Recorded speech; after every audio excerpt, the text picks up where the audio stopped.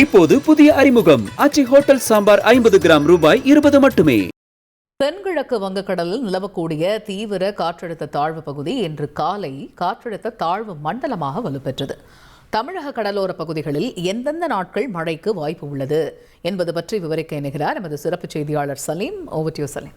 இப்போ நம்ம மேப்பில் ரொம்ப தெளிவாக பார்க்கலாம். இங்கே பாருங்கள், இங்கே ஒரு காற்றழுத்த தாழ்வு பகுதியாக உருவாகி அது வலுப்பெற்று காற்றழுத்த தாழ்வு மண்டலமாக மாறி இருக்கிறது. அந்த எந்த டைரெக்ஷனில் போகும் அப்படின்னு சொல்லி நாம் அந்த மேப்பில் பார்த்தா நம்ம தமிழக கடற்கரை பகுதிகளில் வந்தடைகிறது.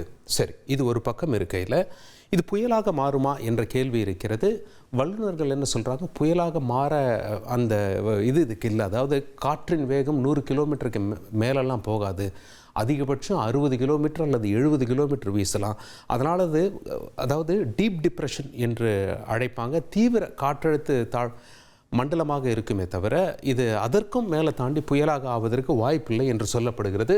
இப்போ நம்ம ஸ்பீடாக என்ன செய்யலாம் அப்படின்னு சொல்லி கேட்டிங்கன்னா, இங்கே பாருங்கள், நம்ம பூமியை சேட்டிலைட் கிட்டத்தட்ட ஒரு 36,000 கிலோமீட்டர் தூரத்திலிருந்து பார்த்து கொண்டிருக்கிறது. மேகங்கள் எங்கே உற்பத்தி ஆகிறது, அங்கே ப்ரெஷர் எப்படி இருக்குது, காற்று எந்த பகுதியில் வீசுகிறது, மேகங்கள் எவ்வாறு நகர்ந்து செல்கிறது அப்படின்னு சொல்லி பார்த்து நமக்கு ஒரு கணிப்பை கொடுத்து கொண்டிருக்கிறது. அந்த வகையில் இந்த கணிப்பு பார்த்திங்கன்னா, இப்போ காற்றழுத்த தாழ்வு பகுதி மண்டலமாக மாறி அது இலங்கை மற்றும் தமிழக கடற்கரை பகுதிகளில் வந்து கொண்டிருப்பதை நாம் பார்க்க முடிகிறது. அதே போல் இப்போ நாம் புதன்கிழமை 7ஆம் தேதி பேசி கொண்டிருக்கிறோம். வியாழக்கிழமை 8ஆம் தேதி பார்த்தோம் அப்படின்னா, இங்கே பாருங்கள், இலங்கை கடற்கரை பகுதிகளில் அது மழையை கொடுக்கும் என்று தெரிகிறது.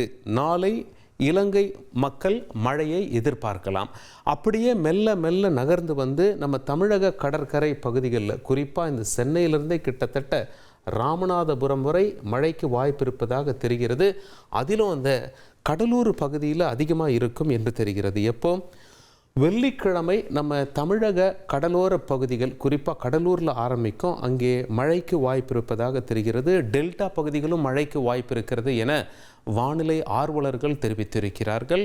நம்ம சென்னை பற்றி சொல்லணும் அப்படின்னா, இங்கே பாருங்கள், வெள்ளிக்கிழமை மழை ஆரம்பிக்க வாய்ப்புள்ளது. சனிக்கிழமை 10ஆம் தேதி இது அதிகரிக்கும் என்றே தெரிகிறது. 11ஆம் தேதி வரை மழை இருக்கும் என்று சொல்லப்படுகிறது. நாம் தற்பொழுது பார்த்து வரும் நிலவரம் வெள்ளிக்கிழமை நிலவரம். இங்கே பாருங்கள், இந்த சுழற்சியானது மெல்ல மெல்ல தமிழகத்தை நோக்கி நகர்ந்து வருகிறது. இதனால் தமிழக கடலோர பகுதிகளில் மழை இருக்கும். சனிக்கிழமைக்கு அப்படியே நாம் வந்துடுவோமா? இங்கே பாருங்கள், சனிக்கிழமையில் சென்னை மற்றும் அந்த கடலோர பகுதிகளில், சென்னை பக்கத்து மாவட்டங்களில் மழை இருக்கும் என்றே தெரிகிறது. அந்த காற்றழுத்த தாழ்வு மண்டலமானது வீரியம் குறைகிறது என்றும் நமக்கு தெரியுது. ஞாயிற்றுக்கிழமை எப்படி இருக்கும் அப்படின்னு சொல்லி பார்த்தா, இங்கே பாருங்கள், சென்னை, கடலூர், புதுச்சேரி இது போன்ற பகுதிகளில் மழைக்கு அதிக வாய்ப்பு இருப்பதாக தெரிகிறது. எனவே சென்னை வாசிகள் வெள்ளிக்கிழமையிலிருந்தே தயாராக இருக்கணும். வெள்ளிக்கிழமை மழைக்கு வாய்ப்பு இருக்கிறது. சனிக்கிழமை இது அதிகரிக்க வாய்ப்பு இருக்கிறது. ஞாயிற்றுக்கிழமை இது இன்னும் அதிகரிக்க வாய்ப்பு இருக்கிறது. இப்படியாக 9ஆம் தேதியிலிருந்து சென்னை மற்றும் சென்னை ஒட்டிய தமிழக கடலோர பகுதிகள் மழைக்கு தயாராக இருக்க வேண்டும் என்று சொல்லப்படுகிறது. எத்தனை நாள் வரை இந்த மழை நீடிக்கும் அப்படின்னா, 12ஆம் தேதி வரை இது நீடிக்க வாய்ப்புள்ளது. ஆக சென்னை வாசிகள் குறித்து கொள்ள வேண்டிய நாள் 9, 10, 11, 12. அந்த காலகட்டத்தில் குறிப்பாக இந்த கடலூர்லேருந்து இங்கே பாருங்கள், இப்போ இந்த நாம் போட்ட அந்த மார்க்கிங்ஸ் எல்லாம் எடுத்துடலாம். சற்றே ஜூம் செய்து பார்ப்போம். கிட்டத்தட்ட பார்த்திங்கன்னா உங்களுக்கு கடலூர் மற்றும் அந்த டெல்டா பகுதிகளில் முத்துப்பேட்டை, கும்பகோணம், ராமநாதபுரம், சிதம்பரம் போன்ற பகுதிகளில், புதுச்சேரி, சென்னை ஆகிய இந்த கடலோர பகுதிகளில் ஏற்கனவே இங்கே நாம் கரண்ட்டாக இப்போ லேட்டஸ்ட்டு ஸ்டேட்டஸுக்கு வச்சோம்னா, இங்கே உருவாகி இருக்கக்கூடிய இந்த சுழற்சி காற்றழுத்த தாழ்வு மண்டலமாக உருவாகி தமிழக கடற்கரை பகுதியை நோக்கி வந்து பிறகு வலுவிழக்கிறது. எனவே இது புயலாக மாறாது. ஆனால் மழை அதிகமாக இலங்கை மக்களும் அதே நேரத்தில் நம்ம தமிழக கடற்கரை பகுதிகளில் வசிக்கிற மக்களும் எதிர்பார்க்கலாம் என்று தெரிகிறது.